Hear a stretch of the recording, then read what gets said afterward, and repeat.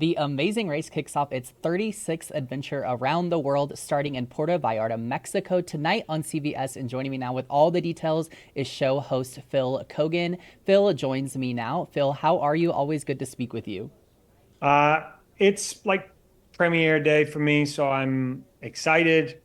I'm excited for the audience. I'm excited that we get to finally share this season. And I'm also very excited for our teams. They've waited a while for this one to go to air. Um, we've got these 90-minute episodes where fans really get to see more of the Amazing Race, which they seem to be loving. Yeah. Yeah, how am I? I'm excited. Yeah, I can tell, and it's going to be exciting. I'm really excited about this season. Watched the screener earlier. The premiere is amazing. But first things first, Phil, I want to know, why are we starting this season in Mexico as opposed to a location stateside?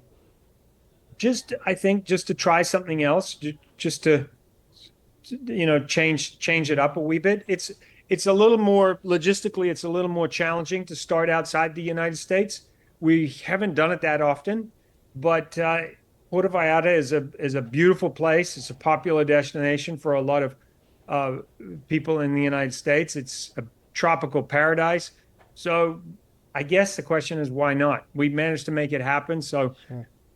I'm pleased that we did it. Yeah, absolutely. And it's exciting. Puerto Vallarta is beautiful. And so it's exciting to see these teams venture there to start off their race around the world. So, my next question is the premiere, you're starting off a mega leg. So, first of all, why did you choose to do that in the premiere? And also, why can you tell our viewers how this will work? I guess the question to, the answer to all those questions is why not, right? Yeah.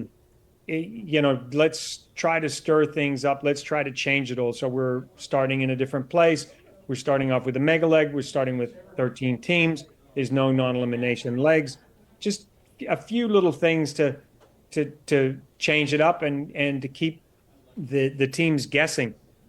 We are 36 seasons in, so teams do think that they know how everything works. So if we're able to just change it up a little bit from Hmm. time to time and catch them off guard, then that's a good thing. Yeah, that makes a lot of sense, and I appreciate hearing that. Now, also, is there any twists this season that you can tease for us? I know last season we saw the return of the U-turn, and fans are really excited about that. Anything like that coming this season? The twists really are in the envelopes. Uh, the format works, and one of the reasons that the format works is that everything is new and different. Every single thing, where they go, what they do, and how they do it, it's always different. And I think that's what the twists are. The twists are, it's not like a dancing show um, where you're always going to see people dancing, or a singing show where they're always going to be singing. This is a show where they'll be singing, dancing, cooking, riding donkeys, flying in the air. Those are the twists. The twists are the different challenges that we have them do.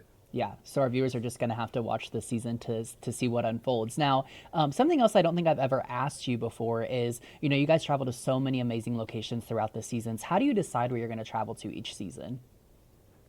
Well, there's a lot of things that come into play. Sometimes it can start with a challenge. So it could start with, hey, let's go to Vietnam, or in Vietnam, they make this rice paper. We should do that as a challenge. There's also, there's this great motorbike challenge that we could do in Vietnam. So sometimes it starts with the challenge, and oh, where is that challenge? Oh, it's in Vietnam. Oh, we should go to Vietnam. What else is in Vietnam? So sometimes it comes from the challenge. Another time it might just come from the destination. Hey, the show's never been to Jordan. Jordan is where they shot a lot of movies. It's a really interesting place. They've got the treasury there. They've got these incredible landscapes. They've got this desert landscape. Why don't we go to Jordan? So sometimes it can start from a fascinating place that we've never been to before. Like we've never been to Barbados before, Dominican Republic, and two places that we're going to this season. Yeah. Another time it can be, oh, okay, so we're going to Jordan and we're also going to Italy. What other countries are nearby that would be really good to go Mm. to? So you start researching a connection between those two countries. So, like, what? Why don't we add something in Monaco? That would work because we can connect Italy, Monaco, Jordan. So there isn't really one answer to that question. It can come from all different sources or different ideas. Yeah, I feel like that makes a lot of sense though. Sometimes routes are just what gets you there, somewhere you haven't Yeah, been, or just whatever. So that's really awesome to hear. Now, I would say this cast this season is very eclectic. So tell me your yeah. thoughts on the cast and what we can look forward to. I think that's a great way of saying it. Eclectic is really a great way of saying it. And I think we're all prone to judge a book by its cover. I know Hmm. certainly I've made that mistake in my life. I'm a cyclist, and sometimes you see a cyclist turn up on a ride and you look at them and you think, oh, you might judge them because you think, oh, they look like they're really super, super fit. They might be really, really muscly and ripped, and the veins are popping out and everything. And you just make the assumption, oh, they must be a really good rider.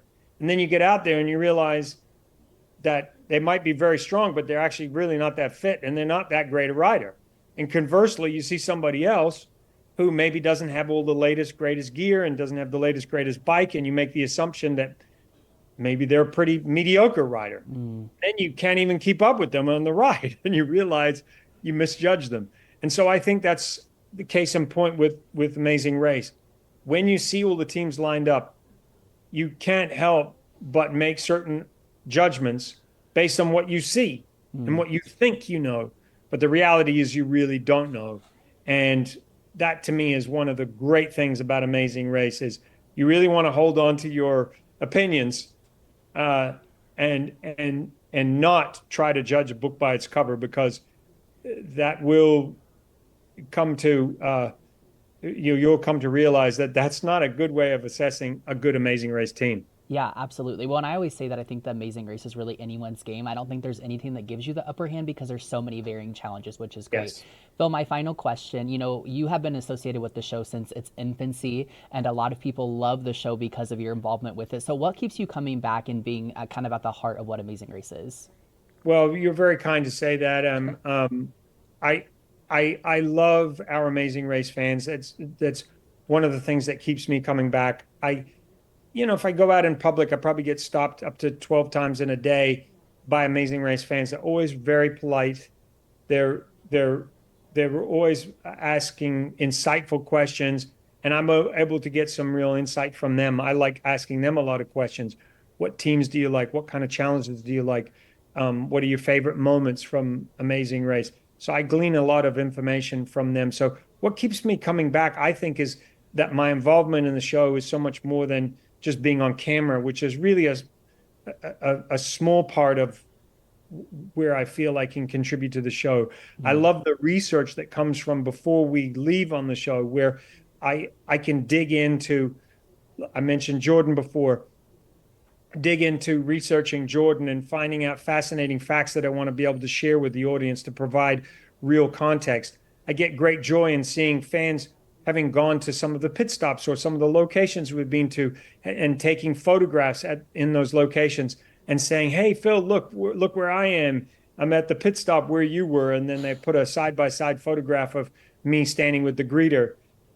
So it's so much more rewarding than just being in front of a camera and hosting the show. It's all the other layers, the fans, the research, the information. There's a layer of intellect to the show. It's a feel good show. And I love hearing that grandparents are sitting with their grandkids watching the show.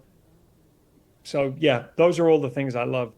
Yeah, absolutely. I mean, the show is just so cross generational, and really anyone can be impacted, which is great. Also, I just want to say thank you so much for everything you've done for the show. As a longtime viewer, the show's awesome. So, Phil, thank Sure. you so much for your time. The Amazing Race, brand new season tonight on CBS, and of course, streaming on Paramount Plus.